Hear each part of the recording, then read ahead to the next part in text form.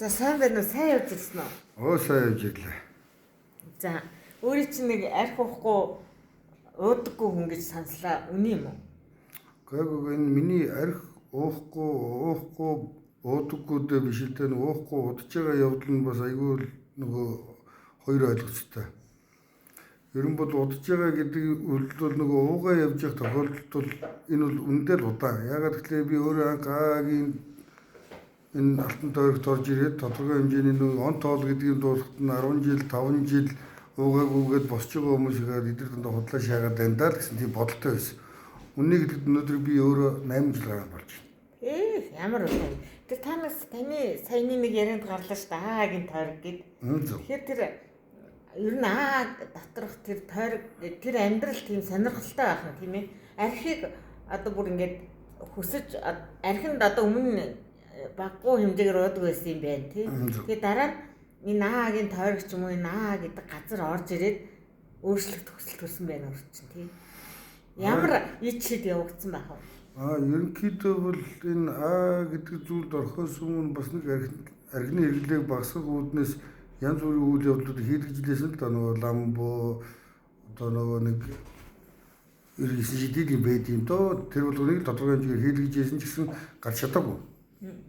Бас энэ аад сэтгээггүй л дээ нэг л олон архич нь хэдэн биендээ архинаас гарахыг зааж гэж юу байх вэ гэсэн тийм бодолтой байсан бол зовлон нэгтэй хүмүүс адилхан сэтгэдэг тэрийг давж гарахын тулд бид хамтдаа байж иж гарах боломжтой юм байна гэдгийг энэ алтан тойрог гэдэг зүйлдээ орж ирээд мэдэрсэн. Тэрнээс бол ямар нэгэн байдлаар би одоо ганцаараа болчи гэд гарчдаг байсан бол заавалжгүй ингээд асуудал энд яваад байх шаардлага байхгүй байсан байх. Гэхдээ хизээч тэгж чадаагүй. Тэгээд арх уусараад энэ арх уух чинь тэгээ өвчин болсон гэсэн үг үү? Ер нь бол энэ арх уухыг би зүгээр хэрэглээл гэж тооцоолдог байсан л да ууж идэж явахтаа бол гэхдээ яг одоо ингээд энэ аагийн алтан тойрогт ороод бас нэг тодорхой хэмжээний номын үзээд ихтлээр энэ бол өвчин юм байна. Өвчтэй гэдгийг мэдсэн үү? Өвчтэй гэдгийг мэдсэн. Энэ бүр дэлхийн хэмжээнд бүр оншийн тогтооц өвчин байдаг юм байна. F10 гэдэг онштой юм байна. F10 гэдэг тэр оншны тэр F10 гэдэг оншны талаар гэтэл би бас нэг янз бүрийн модоор ноцолдоод явж идэг хүний хувьд ганц юм мэд. F10 гэдэг бол компьютерийн бүх програмыг устгах файлштай. За мэдгүй би ойлгохгүй. Тэгээд далигаа явчлаа. За тэгээд та аагийн энэ ямар ч үсэн ирүүлжүүлэх би өрсөн юм байна гэдгийг мэдээд энэ мессежийг аваад энд яваад 8 жил ирүүл явлаа л гэж би таны ярианаас ойлгоо. За тэгээд энэ тэгвэл өвчтэй. Энэ өвчин яаж идгэдгийг таныг юу идгээсэн? Энэ өвчин эдгэж байгаа үйл явдал маань ердөөсөө л яг адилхан өвчтэй хүмүүс хэдэн биендээ итгэл найдвараар. Тэгээд дээрээс нь бас нэг тодорхой хэмжээгээр уухгүй идэхгүй ууж идэхгүй яваад ихтлээр янз бүрийн бодогдол юм байл л дээ.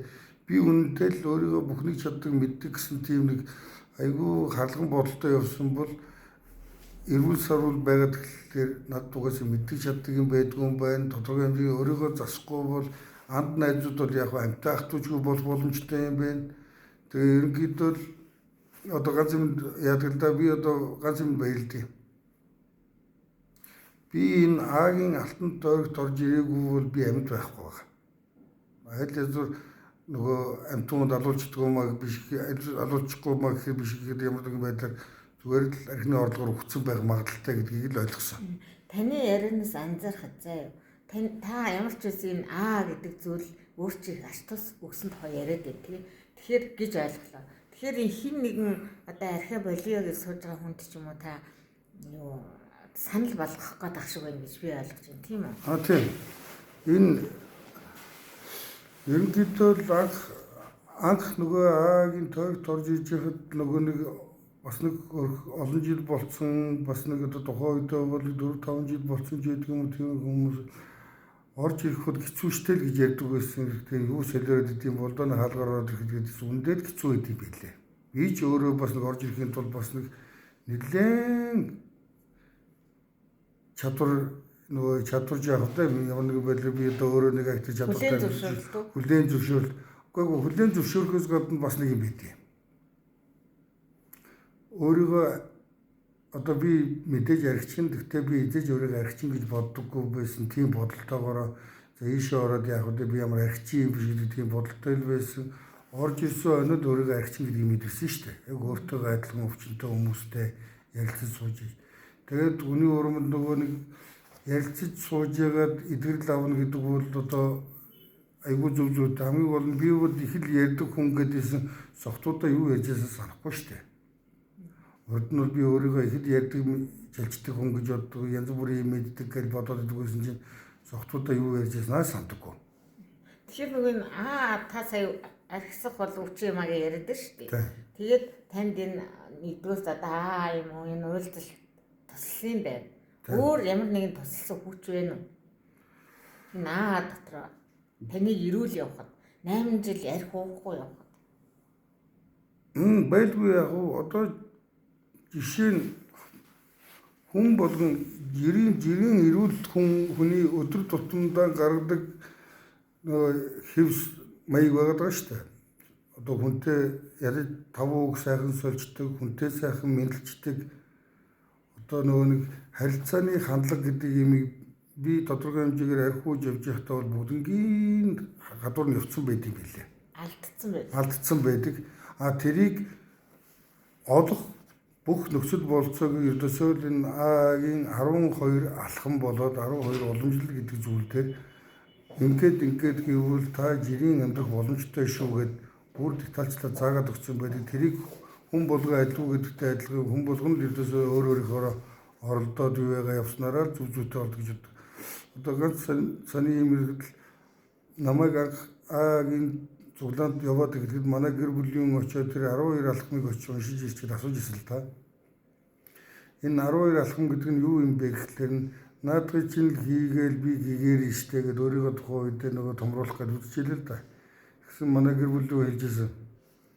Чи наанасаа ганцын хийж чадахгүй ш. Дандаа чиний хийдэггүй юм уу штэ гэжсэн л да. Тэгэхээр би айл үжээ нөгөө нэг жирийн амьдралын хүний хэв шинжийг хаяад өдөөсөө л нөгөө бурууд яваад исэн байдгийн байлээ. Тэгэхээр одоо энэ арх уухгүй байгаа 8 жилийн маань хугацаанд энэ алхмуудыг тодорхой хэмжээгээр мөрдөж учиргүй нөгөө гэгэртэл нь хийхгүй ч гэсэн тодорхой хэмжээгээр мөрдөөд байна гэдэг бол намайг буцаагаад зөв зам руу оруулах замын маань засч ийн гэсэн үг. Тэр хөтөлбөр тусалсан гэж. Хөтөлбөр тодорхой хэмжээгээр тусалсан. Тэр хөтөлбөр дотор ч бас тэр ихтгэл үнэмшил гэж байгаа юм тийм. Гэхдээ хамгийн гол нь энийг хөтөлбөр энэ одоо А-гийн юм тодорхой хэмжээгээр байх байлгал юм чинь ганц л юм байгаа. Зүгээр л чин хүсэлтэй. Энэ арх гэдэг зүйлээс холдох чин хүсэлтэй. Тийм чин хүсэлтэй байж юм байна. Өөр юу тусалсан? За энэ уйлдал тусалсан юм байна, номон тусалсан юм байна, хөтөлбөр нь тусалсан юм байна. Өөр тэгээд танд яг ингээд өөрчлөгдөөд 8 жил арх гэдэг зүйлийг нэг балгыг шамсахгүй явахад өөр тусалсан зүйл байна уу? Өөр хөтөлбөр дотроо өөр тусалсан гүйл үнэтэй л нэг нийтний төлөө гэдэг шиг үйлдүүдийг гаргадаг та. Нөхөрлийн хүч үнэтэй гайхамшигтай цагаан тусалсан. Өөр одоо энэ дээр одоо нөгөө илүүдтэй юм ярьж байгаа юм шиг ярихад угаасаа бас гэр бүл одоо жишээ нь гэр бүл тусалсан байна. За одоо энэ алонон гэд одоо эмгтээчүүд давхар хамаарал гэдэг зүйлийн талаар яригддаг боловч энийг яагаад тэр давхар хамааралтай болсон юм бэ гэдэг бид л тодорхой хэмжээгээр арх ууж байгаа тийм болгоцсон байдаг. Тэрийг ойлгодог хүлээн зөвшөөрдөг хүн намайг гаргах талаар бас нэг дэмжиж байна гэдэг чинь их гэр бүлийн дэмжихгүй бол хол ихгүй шүү дээ. За ойлголоо. Би асуултаа оновчтой асууж чадахгүй юм байна л да, уучлаарай. Тэгээд танд энэ эрүүл явах чинь маш олон зүйлүүд тусалсан юм байна тий. Тэгээ энэ дотор нөгөө нэг маш хүчтэй зүйл бас одоо захиргаан захирах шиг гэж номон дээр бичсэн байдаг гэж би хальт сонсч байсан л да. Тэрэн шиг ямар нэгэн хүчтэй зүйл танд тусалсан болов уу гэж сонирхоод байхгүй юу?